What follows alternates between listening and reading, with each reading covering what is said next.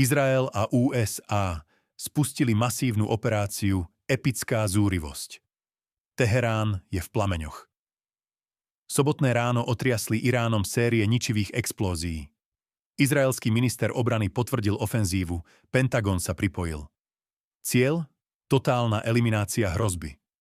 Prezident Trump oficiálne potvrdil priame zapojenie amerických síl. Irán vracia úder. Rakety pršia na Tel Aviv a Jeruzalem, ale to nie je všetko. Teherán zaútočil na americké základne v Katare, Kuvajte aj Emirátoch. Explózie hlási dokonca aj saúdsko-arabský Riád. Vzdušný priestor nad celým regiónom je uzavretý. Izrael mobilizuje už 70 000 vojakov. Do vojny vstupujú jemenskí Húsijovia a útočia v Červenom mori.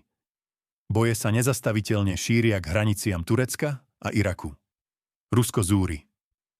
Dmitrij Medvedev ostro odkázal Washingtonu. Mierotvorca znova ukázal svoju pravú tvár. Perská ríša tu bola tisíce rokov. Uvidíme, čo sa stane z USA o 100 rokov. Sme na prahu globálneho konfliktu? Sledujte nás pre ďalšie informácie. Viac sa dozvieš na plenum.sk. Tak klikni.